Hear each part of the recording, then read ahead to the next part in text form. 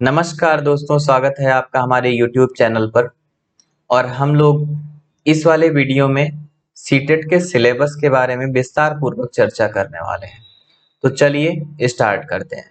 तो CTET paper के paper 1 में हम लोगों ने देखा था कि 5 सब्जेक्ट्स होते हैं पेपर 1 में। बाल विकास, लैंग्वेज 1, लैंग्वेज 2, गणित और ईवीएस। और इस पे 150 क्वेश्चन आते हैं। उसके बाद हम लोगों को देखना है कि जो सबसे पहला वाला सब्जेक्ट है बाल विकास और शिक्षा शास्त्र का, इसमें बाल विकास में क्या क्या चीजें आती हैं और इनमें क्या क्या चीजों को हमको समझना है, ये सब चीजें हम समझते हैं। तो बाल विकास और शिक्षा शास्त्र को 3 पार्ट्स में डिवाइड किया गया है। पहला है बाल विकास। बाल विकास में क्या क्या देखना है हमको? विकास की अवधारणा। अवधारणा का अर्थ होता है कॉन्सेप्ट। तो कॉन्सेप्ट ऑफ डेवलपमेंट को डिस्कस करना है। और क्या डिस्कस करना है? अधिगम के साथ इसका संबंध। अधिगम, अधिगम अर्थात लर्निंग। अधिगम का मतलब होता है लर्निंग, और लर्निंग का मतलब हम सभी लोग जानते हैं सीखना।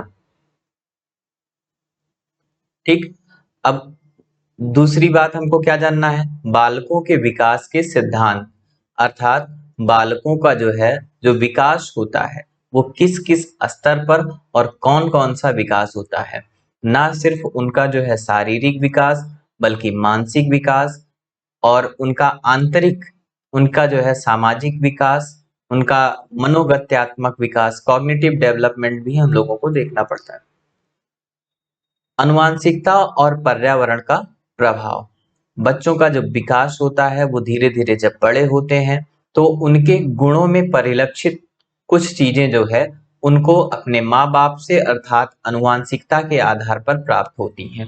आनुवांशिकता को अंग्रेजी में हेरिडिटी बोला जाता है, अर्थात वो अपने माता पिता से कुछ गुण क्या करते हैं, इनहेरिट करते हैं। और बहुत सारे गुण उनको कहाँ से मिलते हैं? पर्यावरण से। पर्यावरण का मतलब होता है कि पास पड़ोस से, वो जो जहाँ पे रहते हैं, जहाँ निवास करते हैं, जैसे क्या उनका परिवार हो गया, उनके पड़ोसी हो गए, और उनका स्कूल हो गया। तो इन सब के व्यवहारों का भी प्रभाव बच्चे के ऊपर देखने को आपको मिलता है। बच्चा जब बड़ा हो जाता है तो वो धीरे धीरे समाज से इंटरेक्ट करता है, समाज में जाता है, और तो उसकी एक समाजीकरण की प्रक्रिया होती है। जब वो सामाजिक दुनिया में एंटर करता है तो बच्चे के अंदर बहुत सारे गुणों का विकास होता है, साथ साथ उसमें बहुत सारे चेंजेस भी आते हैं और बहुत सारी नई चीजें भी सीखता है। वो जब खेल के मैदान में जाता है या क्षेत्र भ्रमण करने जाता है तब भी वो बहुत सारी चीजों को सीखता है, और उन बच्चे के अंदर बहुत सारी जिज्ञासाएं होती हैं। उन जिज्ञासाओं को कैसे समाप्त करना चाहिए, ये सारी चीजें इसके अंतर्गत हम लोग। अब देखिए, जो हम लोग पढ़ क्या रहे हैं, बाल विकास और शिक्षा शास्त्र, इसी को ये भी बोला जाता है, क्या बोला जाता है? बाल मनोविज्ञान। क्या बोला जाता है? बाल मनोविज्ञान। ठीक है। तो चाइल्ड साइकोलॉजी बोला जाता है। अब देखिए, चूंकि हम लोग पढ़ रहे हैं क्या, मनोविज्ञान पढ़ रहे हैं, तो इससे संबंधित बहुत सारे मनोवैज्ञानिक भी हुए। तो उन्हीं मनोवैज्ञानिकों में पियाजे, कोहलबर्ग और वाइगोत्स्की, इन लोगों के भी कुछ सिद्धांत हैं, और इन सिद्धांतों का भी अध्ययन हमको अपने सिलेबस में करना है। उसके बाद आती है बाल केंद्रित शिक्षा। तो भाई हम लोग किसकी शिक्षा के बारे में बात कर रहे हैं? बच्चों की शिक्षा के बारे में बात कर रहे हैं। और वो जिस तरह से सीखना चाहते हैं, वो जिस तरह से पढ़ना चाहते हैं, उस हिसाब से सिखाने वाली शिक्षा को ही क्या कहा जाता है? बाल केंद्रित शिक्षा कहा जाता है। और शिक्षा दी किस लिए जाती है? क्योंकि वे अपने जीवन में प्रगति कर सकें, इसलिए शिक्षा दी जाती है। बौद्धिकता के निर्माण का विवेचित संदर्भ, अर्थात उनकी बुद्धि का विकास कैसे होता है और उस बुद्धि के विकास में किन किन फैक्टर्स का महत्वपूर्ण योगदान होता है। परिवार का होता है, समाज का होता है, विद्यालय का होता है, और उनके बहुत सारे ऐसे फैक्टर्स हैं, उनके दोस्तों का होता है, खेल के मैदान में घटने वाली घटनाओं का होता है। तो इन सब चीजों को हम लोग देखेंगे कि बौद्धिकता के निर्माण का विवेचित संदर्भ। अब देखिए, जब उसकी बुद्धि का विकास हो रहा है तो सिर्फ बच्चा पढ़ने में ही अगर तेज है तो वो बच्चा जो है तेज नहीं है। तो जैसा कि जो है एक महान फिलोसफर ने कहा है, क्या कहा है कि what is education? Education is the all round development of body and mind. तो बॉडी का भी डेवलपमेंट होना चाहिए और माइंड का भी डेवलपमेंट होना चाहिए। अगर जो है बच्चा खेल के मैदान में नहीं परफॉर्म कर रहा है और वो जो है गणित के सवाल बहुत ज्यादा लगा ले रहा है, तब भी जो है समझ लीजिए कि उसका ऑलराउंड डेवलपमेंट नहीं हो सका है, उसका एजुकेशन जो है पूरी तरह से नहीं पूरा हो सका है। उसके बाद आता है क्या? भाषा और चिंतन। भाषा का क्या आवश्यकता है? तो भाषा की आवश्यकता ये है कि अगर आपको किसी से कम्युनिकेट करना है, अपनी बातों को बताना है और उसकी बातों को जो है जानना है, तो इसके लिए हमको क्या करना होगा? उसको समझाना होगा। इसके लिए किसकी आवश्यकता होती है? भाषा की आवश्यकता होती है। और चिंतन अर्थात किसी भी कार्य को करने के लिए माइंड में एक माइंड मैप बनाने की आवश्यकता होती है, जिसको क्या बोला जाता है? चिंतन बोला जाता है। फिर आती है बात किसकी? एक सामाजिक निर्माण के रूप में लिंग। बहुत महत्वपूर्ण भूमिका निभाने वाला पार्ट होता है बच्चों के जीवन में।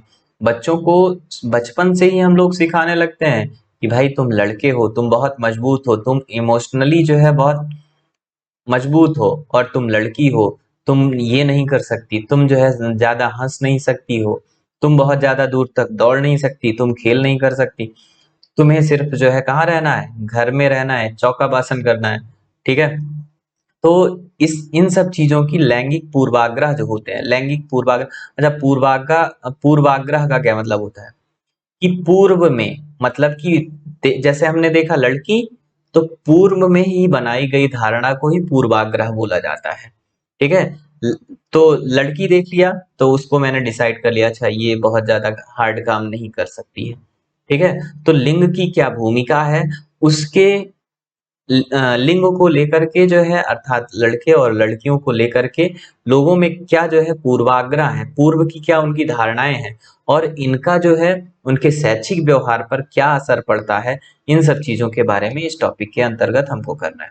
फिर देखना है व्यक्तिगत भिन्नता। व्यक्तिगत भिन्नता क्या है? तो व्यक्तिगत भिन्नता को बोला जाता है इंडिविजुअल इंडिविजुअल डिफरेंसेस। ठीक है? इंडिविजुअल डिफरेंसेस क्या है? एक व्यक्ति और दूसरा व्यक्ति। ठीक है? दोनों व्यक्ति समान नहीं हो सकते हैं। अगर उनकी जो है चाहे शारीरिक बनावट हो, चाहे उनका बात, बोली, व्यवहार, कहीं ना कहीं जो है प्रत्येक व्यक्ति में कुछ ना कुछ जो है डिफरेंस देखने को मिलता है, आपको भिन्नता देखने को मिलती ही है। तो एक व्यक्ति से और दूसरे व्यक्ति में जो भिन्नता होती है, उसी को क्या बोला जाता है? व्यक्तिगत भिन्नता बोला जाता है। और फिर तीसरा अलग अगला टॉपिक क्या है? अधिगम का मूल्यांकन। अधिगम के बारे में हमने बताया आपको कि अधिगम को बोलते हैं लर्निंग, और लर्निंग का मतलब होता है सीखना। सीखना, सीखने का मूल्यांकन करना है कि बच्चे को अगर हमने जो है सिखाया है तो वो किस स्तर तक सीख सका है, इस चीज की जो है हमको जानकारी प्राप्त। फिर अगला टॉपिक जो आता है वो है क्या? शिक्षार्थियों की तैयारी स्तर पर मूल्यांकन। ठीक? तो शिक्षार्थियों ने कितनी जो है तैयारी कर ली है, मतलब कि जैसे किस स्तर पर एग्जाम देने जाना है और वो जो है तैयारी कर रहा है, तो तैयारी के स्तर पर ही जो है हमको कैसे मूल्यांकन करना है, इस चीज के बारे में हम लोगों को इस टॉपिक के अंतर्गत जानकारी प्राप्त करनी है। फिर जो दूसरा पार्ट आता है वो है कौन सा? समावेशी शिक्षा की अवधारणा। अब देखिए, समावेशी शिक्षा, जैसा कि नाम से ही आपको लग रहा होगा कि समावेशी, समावेश का मतलब होता है समाहित कर लेना। क्या होता है? समाहित कर लेना। ठीक है? अच्छा देखिए, अंग्रेजी में इसको बोला जाता है इंक्लूसिव। इंक्लूसिव, और ये जो है किससे बना हुआ है? इंक्लूसिव एजुकेशन किससे बना हुआ है? ये बना हुआ है इंक्लूड से। इंक्लूड का मतलब भी क्या होता है? समाहित कर लेना। अर्थात एक ऐसी शिक्षा व्यवस्था जिसमें जो है क्या कर लिया जाए? बहुत सारी चीजों को समाहित कर लिया जाता है, बहुत सारे लोगों को एक साथ जो है लेकर के चला जाता है, तो उसको क्या बोला जाता है? ऐसी शिक्षा व्यवस्था को बोला जाता है समावेशी शिक्षा व्यवस्था। अर्थात समावेशी शिक्षा की अवधारणा को अगर हमें समझना है तो एक तरह से समझ लीजिए, अगर इसका शाब्दिक अर्थ देखा जाए तो क्या है कि ऐसी शिक्षा व्यवस्था जिसमें सामान्य बच्चा अर्थात जिसके अंदर कोई कमी या जो है कोई भी न्यूनता या अधिकता नहीं है, और ऐसे बच्चे जिनके अंदर कोई कमी है अर्थात कमजोर बच्चा, और ऐसे बच्चे जिनके अंदर कोई अधिकता है अर्थात कोई प्रतिभावान बच्चा है। ठीक है, तो इन सभी लोगों को एक साथ लेकर के अगर हम कोई क्लास चला रहे हैं तो ये कौन सी क्लास कहलाएगी? इंक्लूसिव। ठीक है, तो ऐसी शिक्षा व्यवस्था को समावेशी शिक्षा कहते हैं। तो इसके अंतर्गत हम लोगों को देखना होगा क्या कि गैर लाभ प्राप्त शिक्षार्थियों सहित विभिन्न पृष्ठभूमि के शिक्षार्थियों की आवश्यकताओं को समझना। अर्थात गैर लाभ प्राप्त अर्थात जिनको हमें कोई लाभ नहीं देना है, अर्थात ये लोग जो है क्या हो गए?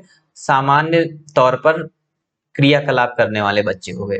और विभिन्न पृष्ठभूमि, अमीर गरीब से लेकर के कमजोर तेज और प्रतिभावान बच्चे, इन सबको की आवश्यकताओं को समझना है हमको, और उसके अनुसार क्या करना है हमको? शिक्षा प्रदान करनी है। और देखिए फिर आता है अगला टॉपिक, अधिगम संबंधी समस्याएं। इंक्लूसिव एजुकेशन में, समावेशी शिक्षा में सभी बच्चों को आपने शामिल कर लिया है। अब उनको जो है पढ़ाते टाइम पे आपको कुछ ना कुछ प्रॉब्लम्स को फेस करना पड़ सकता है, तो अधिगम संबंधी जो है कुछ समस्याएं आ सकती हैं, उन समस्याओं के बारे में भी हमको जानना होगा इस टॉपिक के अंतर्गत। फिर क्या है? प्रतिभावान शिक्षार्थियों की आवश्यकताओं को समझना। तो कुछ बच्चे जो होते हैं ना बहुत ज्यादा तेज होते हैं, वो जो है क्लास अगर जो है एबीसीडी ही सीख रही है तो उनको ए फॉर एप्पल और बी फॉर बॉल भी आने लग गया है। हाँ, तो ऐसे बच्चों की आवश्यकता क्या है? ऐसे बच्चों को हम डिमोटिवेट नहीं कर सकते हैं, तो ऐसे बच्चों की आवश्यकताओं को भी हमको जो है क्या करना होगा? समझना होगा, और उसके अनुसार जो है उनको पढ़ाना होगा। अर्थात क्योंकि हमको सबको साथ लेके चलना है। ठीक है, फिर अगला टॉपिक आता है, तीसरा पार्ट है इसमें क्या? सीखना और शिक्षा शास्त्र। सीखना और शिक्षा शास्त्र, लर्निंग एंड पेडागोजी। अब देखिए ये जो ये वाला पार्ट होता है, कौन सा वाला? शिक्षा शास्त्र वाला होता है। ये बहुत ज्यादा इंपॉर्टेंट होता है टीचर्स के लिए। हाँ, और हम लोग बनने चल रहे हैं टीचर, तो शिक्षा शास्त्र वाले पार्ट को जानना है, क्योंकि इन्हीं चीजों को हमें आगे चल करके इम्प्लीमेंट करना होता है। देखना होता है कि क्या क्या जो है प्रश्न हम खुद से कर सकते हैं। तो ये सोचना होगा हमें कि बालक किस प्रकार से सीखते हैं और कैसे सोचते हैं। ठीक, तो हमको अगर उन्हें सिखाना है तो उनकी तरह से ही क्या करना होगा? उनकी तरह से ही हमको सोचना होगा, और उस अनुसार जो है उनको सिखाना होगा। क्योंकि कौन सी शिक्षा व्यवस्था हमारे यहाँ लागू है? बाल केंद्रित शिक्षा व्यवस्था है। ठीक है, इसलिए हमें भी क्या करना होगा? बाल केंद्रित शिक्षा व्यवस्था के अंतर्गत उन लोगों को भी जो है उसी अनुसार पढ़ाना होगा जैसे कि वो चाहते हैं। फिर क्या है? अध्यापन की बुनियादी प्रक्रियाएं।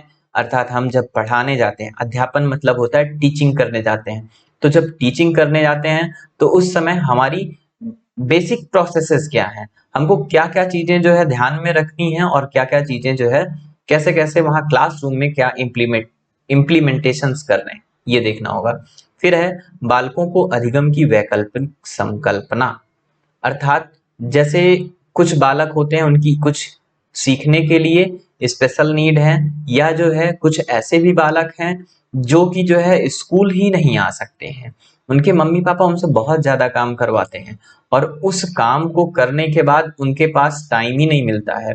कहीं जो है वो गेहूं की बाली बीनने चले गए, तो कहीं आलू खोदने चले गए। ठीक है, कहीं जो है आम महुआ ये सब गिर रहा है, तो इन सब चीजों में जो है उनके माँ बाप उनको इन्वॉल्व कर लेते हैं। लेकिन शिक्षा सबका अधिकार है, शिक्षा मौलिक अधिकार है, आर्टिकल 21 में शामिल हो गया है। ठीक, तो उनको भी जो है शिक्षा प्राप्त करने का हक है, इसलिए जो है सरकार ने उनके लिए कुछ वैकल्पिक व्यवस्थाएं, वैकल्पिक संकल्पनाएं भी की हुई हैं। फिर आता है क्या? बोध और संवेदना। बोध का मतलब होता है कि किसी भी चीज को के कॉन्सेप्ट को क्लियर करना, और उनके प्रति जो है कुछ हमारी संवेदनाएं होती। संवेदना क्या है? संवेदना है कि जैसे कोई बच्चा किसी गरीब परिवार से आता है तो उसके लिए कुछ संवेदना होंगी कि ठीक है भाई, अगर जो है ऐसा हो गया तो इसकी थोड़ी मदद कर देते हैं। या जो है किसी के माता पिता उसको स्कूल नहीं आने देते हैं, उससे बहुत काम करवाते हैं, हाँ, तो उसके प्रति भी हमारी कुछ संवेदनाएं हो सकती हैं कि इसके साथ ऐसी ऐसी समस्या है। अर्थात बच्चे की समस्या को जान करके उसके लिए अपने तरफ से कुछ सपोर्ट कर देना, ये संवेदना कहलाएगा। फिर है प्रेरणा और अधिगम। प्रेरणा कौन? प्रेरणा। प्रेरणा को बोलते हैं इंग्लिश में मोटिवेशन। ठीक है, और आप लोगों को भी मोटिवेशन की बहुत ज्यादा जरूरत है, और इस मोटिवेशन के बिना हमारा अधिगम जो है वो क्या है, कुछ ही समय तक चल सकता है। और जिस दिन जो है हमारे लक्ष्य की को मतलब जिस दिन हम लोग ने लक्ष्य देखना बंद कर दिया, हमारा मोटिवेशन जो है वो समाप्त हो गया, उस दिन जो है हमारी लर्निंग भी क्या हो जाएगी, समाप्त हो जाएगी।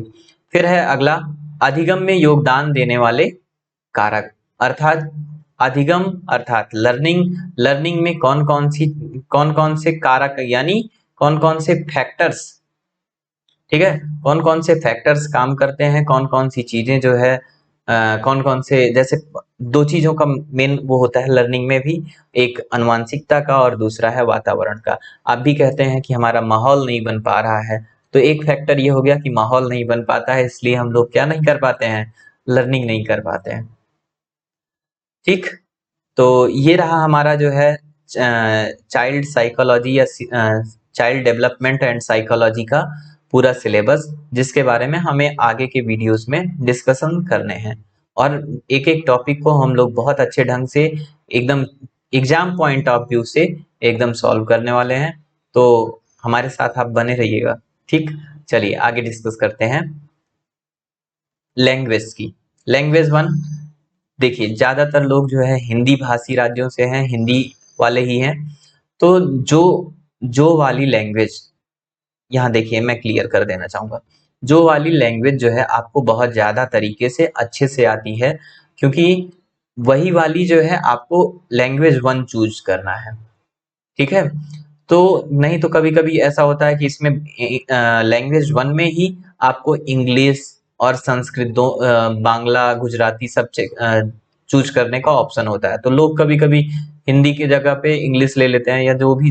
तो मेरा मतलब ये है कहने का कि जो चीज आपको बहुत ज्यादा क्लियर हो, सिर्फ उसी को जो है चूज करना है लैंग्वेज वन में। अगर आपको बहुत ज्यादा इंग्लिश आती है तो लैंग्वेज वन में आप एकदम बेखौफ होकर के इंग्लिश चूज करिएगा, और अगर हिंदी कम आती है तो लैंग्वेज टू कर लीजिएगा। ठीक है, लेकिन ज्यादातर लोग जो है भाषा वन में क्या चूज करते हैं, हिंदी को ही चूज करते हैं, इसलिए आप लोग अपने हिसाब से देख लीजिएगा। इसमें आता क्या है, अपठित गद्यांश, यानी कि ये जो है एक पैसेज होता है, पैसेज दिया होता है, और उस पैसेज के जो है कुछ क्वेश्चंस दिए होते हैं। अब देखिए, मैं जो रिकमेंड करता हूँ वो व्याकरण को बहुत ज्यादा पढ़ने का रिकमेंडेशन नहीं देता हूँ, क्योंकि ये जो पैसेज है, ठीक है, इसी पैसेज में व्याकरण के क्वेश्चंस जो है 2 या मैक्सिमम 3 क्वेश्चन ऐसे ही जो है व्याकरण से आ जाते हैं। बाकी चीजें जो है कहाँ से आती हैं, वो बाकी चीजें जो है आती हैं कहाँ से, पेडागोजी वाले पोर्शन से। ठीक है, पेडागोजी यानी शिक्षण शास्त्र, कि जो है एक बच्चा है उसको हिंदी सीखना है, उसका जो है वो का खा गा घा सही से नहीं पढ़ पा रहा है, तो ऐसे कंडीशन में आपको क्या करना होगा, उसको जो है सुनना बोलना पढ़ना लिखना, ये सब जो है भाषा के कुछ सिद्धांत हैं, उन सब चीजों के बारे में देखना होगा। हाँ? तो भाषा के कुछ सिद्धांत हैं, उनको जो है देखना है। फिर सुनने और बोलने की भूमिका किसमें, भाषा में। तो जैसा कि कहा भी गया है कि एक अच्छा श्रोता जो है एक अच्छा वक्ता बन सकता है, तो हमारे अंदर जो है धैर्य के साथ सुनने की जो है कला बहुत ज्यादा जरूरी है। तो पहले जो है क्या, सुनना, फिर क्या, बोलना, फिर आता है क्या, पढ़ना, फिर क्या आता है, पढ़ना, और जब पढ़ना फिर लिखना, ये 4 जो है भाषाई कौशल होते हैं, इनको जो है आपको पढ़ना है। तो किसी भाषा शिक्षण में व्याकरण की क्या भूमिका होती है और कुछ भाषा कौशल हैं, उनके बारे में हमको नॉलेज गेन करना है, इस सिलेबस के अंदर पढ़ना है। फिर है भाषा की समझ और प्रवीणता का मूल्यांकन। अगला आता है शिक्षण, अर्थात शिक्षण सामग्री, टीचिंग लर्निंग मटेरियल्स, उस जिसमें कि हमको क्या पढ़ना है कि पाठ्य पुस्तकों से हम लोग टीचिंग एंड लर्निंग करते हैं। बहुमीडिया प्रणाली, बहु माने मल्टीमीडिया, माने मीडिया, प्रणाली माने सामग्री, माने मटेरियल्स, तो मल्टीमीडिया मटेरियल्स। और बहुभाषी संसाधन, जैसे आजकल आप लोगों के लिए क्या हो गया है, गूगल, उस पे हिंदी में टाइप करिए इंग्लिश आ जाता है, इंग्लिश में टाइप करिए हिंदी आ जाता है, पुर्तगाली, स्पेनिश, जो भी भाषा चाहिए आपको वो आ जाता है। तो इसी तरह से पिछले जो है मनोविज्ञान के डेवलपमेंट के समय में भी बहुत सारे संसाधनों का विकास हुआ, और ये सारे संसाधन भी जो है भाषा के डेवलपमेंट के लिए बहुत ज्यादा आवश्यक है, मतलब बहुत ज्यादा सहायक कारगर हुए हैं। तो इनके बारे में भी हमको पढ़ना है। फिर अगला जो टॉपिक आता है वो है क्या, उपचारात्मक शिक्षण। अच्छा देखिए, उपचारात्मक आ रहा है ना, तो उपचार का मतलब होता है दवाई करना, ठीक। तो बच्चे की समस्या को जो है समझिए, जानिए कि वो जो है बच्चा उस शब्द को क्यों नहीं पढ़ पा रहा है, कैसे वो गलती कर रहा है।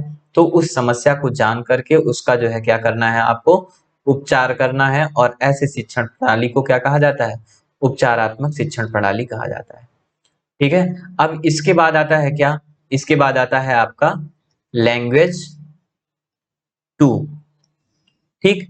लैंग्वेज 2 का भी सिलेबस सेम है लगभग, और उसमें भी जो है आपको वही पैसेज आएगा, और जो है बाकी सारी चीजें, पैसेज आता है, पेडागॉजी आती है, और ग्रामर, ग्रामर यानी व्याकरण, इसके भी जो है बमुश्किल 2-3 क्वेश्चंस आते हैं, ठीक है।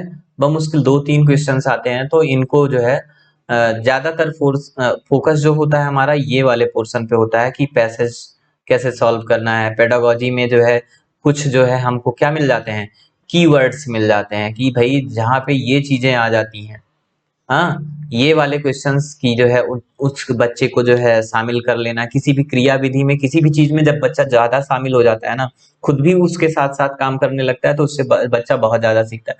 ये सब चीजें हम आगे आने वाले वीडियोस में डिस्कस करने वाले हैं, उस वहां पे देखते हैं। क्वेश्चन सॉल्व करते समय क्वेश्चन सॉल्व करने के तरीके को हमको देखना है। तो ये लैंग्वेज 2 में हो जाता है, सेम सेम सिलेबस है इसका भी। यहाँ आगे देखते हैं हम लोग, जो हमारा चौथा सब्जेक्ट है वो है गणित और शैक्षिक मुद्दे।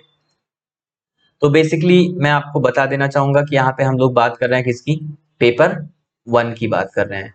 पेपर 1 में जो है क्या आती है, गणित आती है। और गणित किसके लिए आती है, चाहे आप जिस भी बैकग्राउंड से हो, चाहे आप जिस भी बैकग्राउंड से हो, चाहे आप आर्ट्स से हो, ठीक है, कॉमर्स से हो या साइंस से हो, जिस भी उससे दिए हुए हैं, आप जो है सब लोगों को सीटेट के पहले वाले पेपर में गणित का आना निश्चित है, ठीक।